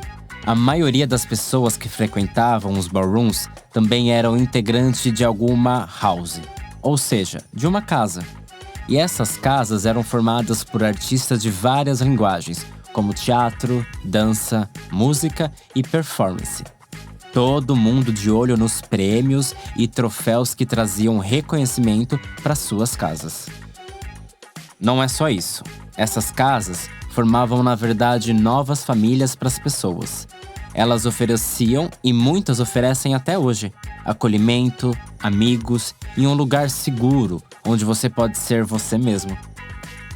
Mas não é só casinha de mamãe e papai não, viu? As filhas, os filhos e filhas têm que estudar e trabalhar também. Para além do close, são celebrações da cultura e reafirmações dos corpos LGBTQIAP+. Porque o nosso fervo também é político. Cada ballroom tem várias categorias, que os participantes podem escolher para competir representando as suas casas. Esses bailes foram inspirados pela moda, daí surgiu o nome Vogue, em referência à revista. Pois é, o voguing, diferente do que a maioria pensa, não foi inventado pela Madonna, não. O que ela fez foi se apropriar dessa cultura artística de rua. E como eu dizia, no ballroom existem várias categorias que vão de desfile, beleza e sensualidade à dança. Uma delas é chamada realness, ou seja, realismo, onde o objetivo é representar uma personalidade famosa. Outra categoria é o Vogue Femme, um tipo feminino de dança, onde as participantes misturam diversos estilos como o balé, o hip hop, usando saltos, fazendo acrobacias e até movimentos de yoga. Isso além das poses e do carão, né? As expressões faciais. É preciso ter muita confiança e segurança para dar o nome na pista e nas passarelas. Eu fiquei tão empolgado com esse rolê todo dos anos 80 que eu queria participar também. E confesso que eu fiz a festa. Infelizmente, eu fui irresponsável. Eu não fazia ideia do quanto poderia comprometer a vida dessas pessoas. O vírus do HIV de fato se espalhou pela comunidade LGBTQIAP+, naquela época. Muitos participantes perderam seus amigos e familiares que morreram em decorrência da AIDS. E isso aconteceu pela falta de educação sexual para essas pessoas. Todas as casas começaram inúmeras campanhas de prevenção do HIV e muitas delas seguem nessa função até hoje, disponibilizando testagem, orientação, educação sexual e acolhimento para jovens LGBTQIAP+. E hoje, aqui no Brasil, tem várias casas fazendo esse trabalho. Inclusive, eu e o Raul, a gente se conheceu em uma house de Vogue, a House of Bechet. Quem apresentou a gente foi a mother dessa house, a cantora Dana Lisboa. E o nosso próximo convidado também movimenta a cultura ballroom. O Felipe Couto é da House of Zion e é ativista da causa HIV e AIDS. Oi, Felipe, é um prazer te receber aqui hoje. A gente tá muito feliz em te receber. Fica à vontade, é tudo nosso. Felipe, se apresenta um pouco pra gente, pra quem tá te ouvindo. Muito feliz de estar aqui, importante esse registro, estar aqui de frente com vocês para bater esse papo. Sou Felipe Couto, uma bicha, uma maricona de 38 anos, preta. Não, mentira. Sim. 38? Gente. Jovem maricona, tô lá no Twitter com jovem maricona. Nossa. Tem uma passabilidade aí. A revelação de eu não jovem. sabia, eu já tava assistindo uns 28, 30, juro por Deus. Nossa, sabia. Digo real. A gente vai conversar sobre histórias, você vai fazer as contas aqui, aí você vai entender. Não, mas não parece real também, não ia chutar isso. Chique. Mas é isso, estamos aí nessa caminhada, construção dentro do hip hop, da cultura ballroom, na militância, nas militâncias, né, que vai cruzando até chegar aqui. Então bora lá, já que você citou o hip hop, eu, por exemplo, sempre fui apaixonado por hip hop e até fiz parte de alguns grupos de escola, de bairro, isso na minha adolescência. Mas eu acabei me afastando porque nessa época era um contexto muito machista. E você tem toda uma trajetória, né, nas danças urbanas, na cultura de rua. Então, eu queria saber sobre como foi possível construir a sua identidade, né? Uma identidade negra e gay dentro do hip hop. Se você tinha outras referências de bichas pretas, como você influenciou e como você foi influenciado por essa cena das danças de rua. Sim, a dança chegou pra mim no bairro, no contexto de bairro, no contexto de recreio, na escola. Tive minha primeira sala de dança como a garagem do meu tio. Um amigo meu, Dija, era do bairro, essa pessoa famosa, preto famoso, sabe? Paquitão. E eu sempre sonhava fazer, uma época a gente tava sem grupo, e ele começou a ensaiar na garagem do meu tio, e eu, como muito tímido, foi o momento que eu tive um lugar de acolhimento, um lugar tranquilo para eu dançar. E aí, nesse processo de sair do meu bairro e ir pro mundo, eu fui me descobrindo, fui construindo minha identidade. Então a identidade negra, periférica, estava muito presente ali já. E nesse processo fui entendendo também meus afetos, minhas sexualidades. E me entendi como gay já dentro da cultura hip hop. Meu primeiro namoro foi dentro da cultura hip hop. Olha, realizou meu sonho. Todo ali. E aí foi quebrando barreiras, assim, né? Mas eu acho que a questão da… A gente brincou da passabilidade jovem, né? Mas a passabilidade também hétero me salvou, entre aspas, né? Já entendendo toda essa questão da tolerância e os impactos depois que a gente tem sobre isso. Mas, assim, eu acho que foi uma estratégia, assim, de construir, conseguir sobreviver, conseguir estar naquele lugar, que para mim é um lugar muito rico, é um lugar que me acolheu, de certas formas, me educou. Tudo que eu sei, minha formação é não acadêmica, então muitas coisas da sabedoria que eu consegui, das conexões, foi através do hip hop. Eu nasci aí em 99, mais ou menos, né? Enfim, no começo de 2000. Comecei o namoro dentro da cultura, então em 2002, todo mundo já sabia que eu era gay, mas teve todo esse processo, né? De escutar muita merda, ter essa coisa de tolerar e me comparar, falar, não, aquele é viado, você é gay. Então tem essa questão da fiscalização do nosso próprio corpo, das nossas próprias estéticas. E aí depois a gente vai construindo e sempre teve essa busca, assim, né? Tipo, quem são as outras pessoas gays, né? Sempre tinha fofoca. Por exemplo, um bafão, né? Falam que o Afrika Bambaataa, um dos criadores do hip hop, a pessoa que criou o nome hip hop, falam não. Sempre falavam que ele era gay. Mas infelizmente isso só se veio à tona quando teve um escândalo de pedofilia, né? Que ele estava envolvido. Então isso é muito triste, né? Nunca a gente tem uma referência positiva nesses meios. Assim, até quando a gente já fala sobre periferia, sobre negritudes. Por muito tempo a gente não teve referências positivas faladas pelas pessoas, né? De colar, né? Uma família, um relacionamento, tá num rolê. Então, nessa época, pra mim, hoje eu me vejo, né? Que eu fui obrigado a ser minha própria referência, né? Sempre buscar em outros lugares e trazer conversas. Mas as referências pra mim são sempre as mulheres do hip hop. E sempre agradeço. Olha, e hoje, né, como você falou, você é essa referência, né? Referência que você não teve. Isso é muito bacana, assim. Porque pelo menos para outras gerações, para outros jovens, eles conseguem, né, ter uma imagem, uma referência, um caminho, né, uma possibilidade. Bom, primeiro eu ainda tô em choque com a idade do Felipe. Eu tô que, gente, eu quero chegar aos 30 muito igual pra ele. Em 2016, você criou a performance chamada Sangue, que coincidentemente foi no ano que eu recebi meu diagnóstico positivo, onde você falou publicamente sobre o seu diagnóstico positivo, né, de HIV.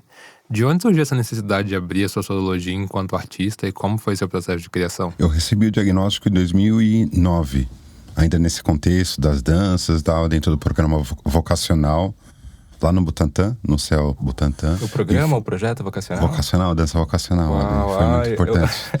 Muito gatilho, né? Lamentando aqui, porque eu passei nessa última edição do vocacional, mas eu tive que largar, porque peguei outro trampo, não deu pra conciliar. Mas enfim, vamos seguir. Dança vocacional me ensinou bastante. É um projeto que eu sou muito feliz de ter em São Paulo, exatamente por criar pessoas importantes ali, né? Tanto como professor, mas também como aluno. E foi ali que eu fiz o meu primeiro teste, né? 2009. Então, tava tudo ali, né? A dança, as aulas, as pessoas, a comunidade.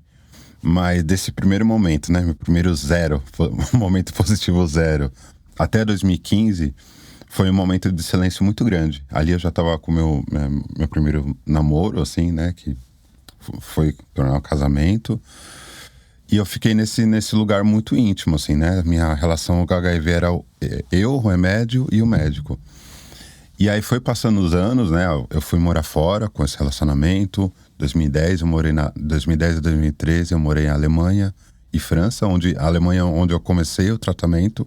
Lá não tem SUS. Fui nas ONGs, foi Caritas que iniciei no tratamento dentro de uma pesquisa.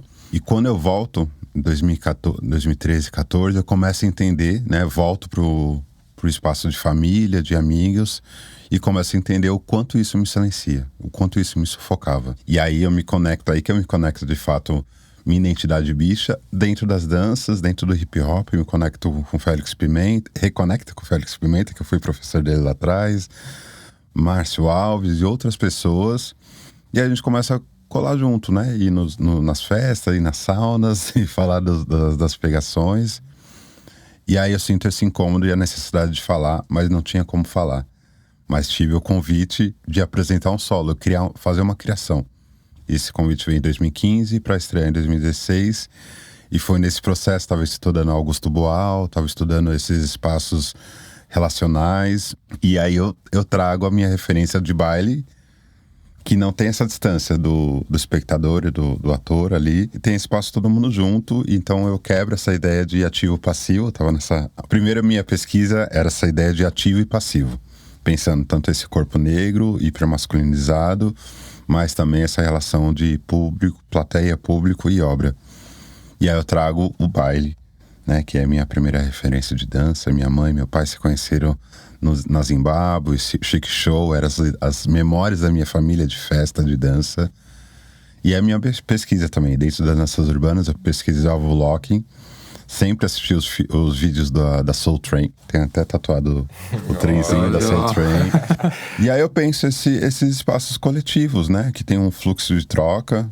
E é nessas trocas que a gente se constrói. E aí eu levo a identidade positiva também para esse espaço de troca. E é o lugar que eu consigo me abrir. Consigo estar transparente para minha comunidade, para a sociedade, mas também para minha mãe, também para minha tia, também para meus irmãos. E foi esse espetáculo que fez uma grande curva na minha trajetória pessoal e artística, que eu falo para todo mundo ali quais são as camadas que me cruzam, né? Quais são essas encruzilhadas que eu carrego. E foi assim que, né, eu consegui aglutinar isso. E Festa AMA, que a gente vai falar, ballroom, tudo vem depois disso. Como que era essa performance, Sangue? Como que você fazia? Desde o início tinha essa ideia da família, né? Meu tio, o Robson, e meu primo, Douglas, são baixistas, né? Tem essa relação da construção de família preta na igreja, né? Musical.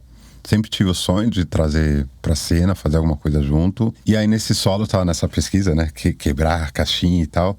Falei, não, vou ter música ao vivo, tem meu tio aqui. E vou trazer a pessoa pra cena. E aí fui construindo cenas, assim, como quebrar, como trazer a plateia pra cena. E aí nisso vai, né? Tem cenas que jogo talco no chão. Eu falei, não, pro meu tio ouvir tem que ter cerveja. Então tem cerveja. Então tem vários elementos que vai realmente criando esse espaço coletivo, assim, né? Com a ideia do artista, eu no caso, se diluir ali, sumir. Então tem vários momentos que eu sumo, mas a dança continua acontecendo. E tem de fato como mote, né? Quando eu falo sangue, não estou falando sobre o HIV, mas estou falando sobre essa memória, sobre essa ancestralidade, sobre esse presente. Quando a gente nasce, já nasce com presentes, com demandas, com várias coisas. E esse sangue é contaminado sobre várias questões, né? E ali é o movimento, são os olhares, são os sentimentos, e ali vai se construindo. Depois, pós-pandemia, espero poder apresentar novamente, mas tem um link, assim, no YouTube, tem umas coisinhas. Eu espero também. Eu vi o link no YouTube e tudo mais, só que, né, pessoalmente é outra coisa. Geralmente, as minhas produções artísticas falam muito sobre as inquietações que eu tô vivendo, né? Acredito que com você também. Eu não sou dançarino nem nada, mas eu sou uma pessoa que dança todos os dias. Eu danço, sei lá, no banheiro, na cozinha, na sala, danço do jeito que eu sei dançar. Porque pra mim a dança é um lugar muito terapêutico. E você, como que é essa sua relação com a dança? Você sente que a dança e as suas produções artísticas te ajudam a lidar com as suas questões? Eu tenho uma relação muito curiosa, assim, com a dança, né? Porque eu sempre fui muito tímido, ainda sou, assim, pra dançar, assim, não sou essa pessoa que se joga, sabe, na pista e fica suando. Mas eu gosto muito das conexões, assim. Pra mim, a dança vai para além do mero movimento, mas é uma questão de se conectar com as pessoas que estão junto. Então, pra mim, o grande presente que a dança me deu foi estar nos processos com as pessoas.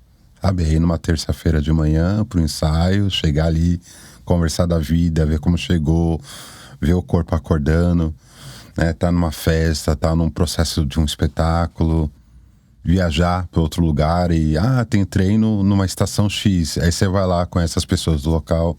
Então, para mim, a dança me deu essa conexão de estar em outro lugar, com outras pessoas, criando um outro mundo, assim. Mas também me deu a possibilidade de me expressar através do corpo, né? Acho que de todas as linguagens artísticas, a dança consegue aglutinar, assim, essas subjetividades que o corpo carrega, né? Coisas que a gente não consegue verbalizar, não consegue desenhar, mas consegue perceber. Então, para mim, essa relação da dança trazendo essas subjetividades que a gente carrega também é muito forte.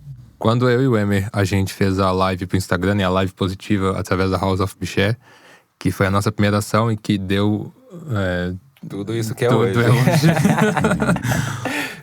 As pessoas de Minas assistiram e comentaram a falta de iniciativas em Belo Horizonte, nas cidades da região metropolitana, desses acolhimentos, desses espaços, né, dessa falta de espaço, na verdade. E é que eu consegui notar e percebo hoje, há 3 anos morando em São Paulo, que existe muito mais acolhimento entre as pessoas, existe uma troca de afeto, existe troca de informação. E isso é muito importante. Complementando aqui o Raul, hoje você é um dos realizadores da Festa Amem, que é uma festa de protagonismo negro. E mais do que isso, o protagonismo de pessoas negras e LGBTQIAP+, vivendo com HIV. Para você, qual que é a importância de criar esses espaços de encontros direcionados para a nossa comunidade? Falar da minha babada, assim, né? Porque tem muitas coisas que acontecem ali, né? Acho que na pista acontece coisas que a gente vai perceber depois de anos. Mas eu acho que a importância é realmente construir esse espaço na madrugada, principalmente, né? Que a gente começou nas quartas-feiras de madrugada. As pessoas chegavam ali e tem esse lugar de experimentação, um laboratório para ser quem somos, né? Às vezes chegam com uma roupa na mochila, entra no banheiro, sai ela mesma. Então, para mim, principal, assim, é um lugar de ser quem somos, né? E celebrar e enaltecer quem somos. Eu acho que ali, assim como eu, muitas pessoas se descobriram, se conectaram também. Acho que foi uma construção de rede muito inédita também em São Paulo. Acho que 2016 muitas coisas aconteceram, né? A Parelha Luzia, né, surgiu, a Baticu tava vindo um pouquinho antes já, muitas coisas estavam bombando, assim, hoje. O que a gente tem hoje, a Lin tava vindo, Jupe, as Bahias, o Rico. Então acho que é um resultado de um movimento coletivo. E aí, nessa ideia da coletividade também a Amem tá ali, né? Porque a princípio era um desejo de fazer uma festa de hip hop e LGBTQIA+. Mas aí veio muito mais que isso, né? Veio essa identidade positiva, pulsante. No primeiro ano, né, em dezembro de 2016, a gente fez a edição Viver, Ferver e Conviver com HIV. E a gente junta a Micaela Cirino, Aline Nascimento, Ozzy Cerqueira, Carolina Yara, pessoas pretas vivendo com HIV, dentro da militância, criando outras narrativas para além de use camisinha, e igual aí que a gente tem hoje, naquela época não tinha, PrEP, que naquela época não tinha, mas a gente estava falando qualidade de vida, o que é, qual é o impacto do racismo no HIV, quem está sendo mais afetado pelo HIV, e principalmente saúde mental, né? Como a gente vai olhar para nossa saúde sexual, mental, tudo de uma outra forma, né? Para além das culpas, para além desses pesos do moralismo. E eu acho que isso é muito importante, que, por exemplo, 2016 foi o ano que eu recebi meu diagnóstico positivo. E a minha realidade em Minas é diferente daqui, né? Então eu não tinha referência de pessoas negras que vivem com HIV lá. A minha referência como HIV na época foi o Gaê, que é uma bicha branca e que tem uma narrativa totalmente diferente da minha história. E é importante ver como essas ações geram um impacto positivo na vida das pessoas. Os eventos, essa forma de falar que a prevenção não é só através da camisinha, sabe? De pensar na saúde psicológica, na saúde emocional das pessoas. Então acho que essa referência de positividade negra ela tem um impacto muito importante na nossa comunidade. Não só na comunidade LGBTQIAP+, mas na comunidade negra também. Deixa eu só complementar rapidinho com a sua fala. É que eu acho importante citar isso, né? Porque a gente nem colocou no roteiro, nem nada. E a gente tava até conversando aqui, né, Felipe, antes de começar a gravação. Mas uma semana antes de pegar o meu diagnóstico, eu tava no evento que você organizou junto com a Amen, que era o evento Positivas no Topo, né? Então, eu nem sabia ainda que eu era positivo. E tava lá naquele evento tendo referência de pessoas pretas. Então, uma semana depois, quando eu peguei o meu diagnóstico, foi muito importante não me sentir o único, sabe? Saber que existe o Flip, existe a Mica, existe várias referências ali que eu posso buscar. Então, parabéns pelo seu trabalho aí. E é isso, é muito importante, foi muito importante pra mim também. Por isso que é um prazer enorme receber você aqui hoje. Fico muito feliz de estar alinhado, né? Esse alinhamento astral também nesse processo. E você faz parte de uma família, que é a Casa de Vogue e a House of Zion. Como é a sua relação com a House hoje? Tia. Eu tava, né, no processo de… A House of Zion surgiu quando o Pony Zion veio para o Brasil, em setembro de 2016 também. Grande ano, né? 2016. E teve a primeira ball aqui em São Paulo, que foi Ataque, que foi resultado da Residência Explode. E desde o início eu tava ali, né? Não fiz parte no início, mas estava ali junto com Kona, Félix, que é mãe e pai da House of Zion. E próximo das pessoas que viriam ser filhas, filhos. E sempre estive acompanhando, né? Como uma pessoa um pouco mais velha, né? Como já falamos aqui. Eu sempre tive esse lugar de aconselhar, de ter esse lugar já na produção cultural. Então já estava movimentando os jobs, os eventos. E na Ataque foi a primeira mesa que eu falei sobre HIV/AIDS. Então já estava tenso, nem lembro o que eu falei naquele dia. Mas também é legal pensar que minha discussão, o meu campo de conhecimento para discutir HIV/AIDS, desde o início também foi a cultura ballroom. Então a cultura ballroom muitas vezes é reduzida ao Vogue, mas é muito mais que isso, né? É ativismo, é saúde, é moda, é comportamento, é empregabilidade, são muitas coisas.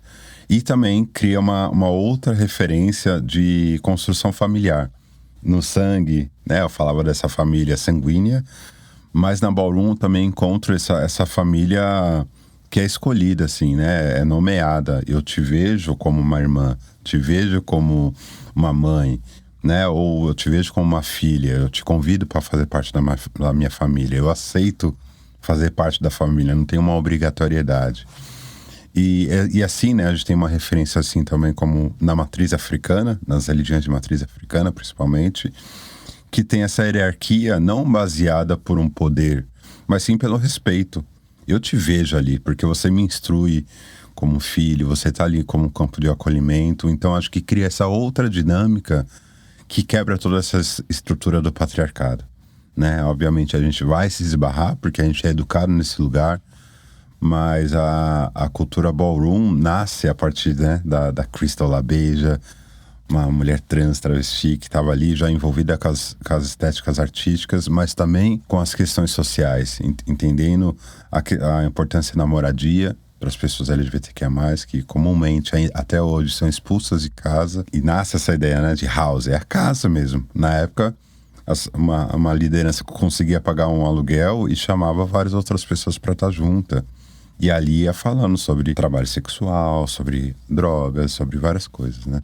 E as balls, os bailes, era esse momento de criar um recorte no mundo e criar um espaço de fantasia, uma fantasia muito real, que você pode ser quem você é, né? E aí, aos poucos, se você conseguir ser 5% do que você é na ball na vida real, já é bafo, né? E aí você vai expandindo até você conseguir ser 100% no mundo. Então, hoje a gente tem, depois no Brasil, a gente tem, sei lá, uns 7 anos de cultura ballroom.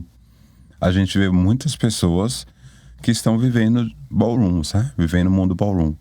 Fazendo seus trabalhos, criando suas relações familiares, cuidando da sua vida a partir dessa estrutura, né, umbilical que a Ballroom gerou. Acho que você já falou muito bem sobre a questão. A próxima pergunta, se você quiser fazer um complemento, é justamente sobre o que é família para você, né? Eu não sei se você quer fazer mais alguma observação. Acho que a família é essa questão que a gente escolhe, de fato, né? E qual é a relação que a gente vai ter. Eu acho que, como muitos artistas têm essa relação assim, com a família de sangue, que você nasce, você tem uma culpa muito grande de não conseguir estar no domingo, não conseguir estar no fim de semana, não conseguir estar em todos os encontros, assim. Mas acho que a família é essa questão mais espiritual mesmo, né? Que eu não consigo estar lá com a tia Ruth, não consigo estar com a minha mãe todo dia, mas eu sei que ela tá lá, sei que eu vou mandar o coração, vou conversar, vou lembrar alguma coisa, vou tirar uma foto, e essa relação vai estar lá de cuidado, né? Sempre quando eu precisar, essa pessoa vai estar lá, e a mesma coisa quando essa pessoa precisar, eu vou estar aqui. Então tem essa questão da comunidade, para mim, é muito forte, sim. É isso mesmo, família é quem te acolhe, né? E se a família não te acolhe, acho que já tá na hora de cortar esse cordão umbilical e ver que tem outras possibilidades E tudo de bem, família. né? E tá E tudo bem, Você sabe? segue, tem um tio que é bolsominion e você não vai querer. Sim. Tá ali, tudo bem. Porque você vai, Tá tudo bem, gente. você vai abrindo espaços para outras pessoas entrarem na sua família. Abre uma vaga, né, para um novo tio. Sério, porque eu preciso chegar aos 38 muito bem, igual o Felipe. E agora é uma meta de vida. Então eu vou pedir pra você deixar as suas redes sociais. E, gente, não se esqueçam de seguir o Preto Positivo no Instagram também, @Preto Positivo. Bom, nas redes sociais, no Twitter eu tô como Jovem Maricona. Mas no Twitter quase não uso, tá? Mas só pra putaria, às vezes. E tá tudo bem, gente. Tudo bem. No Instagram tô como flip.couto. Se quiserem seguir também a House of Zion Brasil no Instagram e Festa Amém no Instagram também. Colhem nas balls, colhem com a gente se quiser escrever, tirar mais dúvidas, trocar ideia. Agora passou a pandemia, a gente volta aos encontros, que para nós é muito importante. Tá ali no cantinho, conversando, fazendo drink com a água, com o suco, com a cerveja, enrolando um cigarrinho. E aí esses lugares íntimos que a gente pretende construir. Eu falo muito dessa questão da afetividade radical. Como que é importante a gente estar nesses lugares íntimos e sendo nós mesmos. Que seja a cama, que seja um rolezinho, que seja na rua, na Roosevelt, ou que seja na sua cidade, uma esquina. Como a gente consegue estar inteiro e fazendo afeto, né? Trocando afeto, como nós somos. Uau! A gente chegou aqui no fim do episódio muito bem. Muito obrigado, Felipe, por aceitar o nosso convite, por estar aqui hoje, dando, enfim, toda essa perspectiva, toda essa aula aí. Muito obrigado, Felipe. Eu que agradeço. Até logo, gente. Queria só reforçar também, galera, para vocês seguirem a gente aqui no Spotify. E lembrando que o podcast Preto Positivo faz parte do programa Spotify Sound Up Brasil 2020 e 2021. Até o próximo episódio. Apresentadores: Emer Conatos e Raul Nunes. Roteiro: Emer Conatos. Assistente de roteiro: André Emídio. Produtor executivo: Raul Nunes. Assistente executivo: João Moraes. Trilha: Dinho Groove. Engenheiro de som: Benê. Sound designer: Nicolas Rabnovich. Direção criativa: Emer Conatos e Raul Nunes. Produtora: Ampere.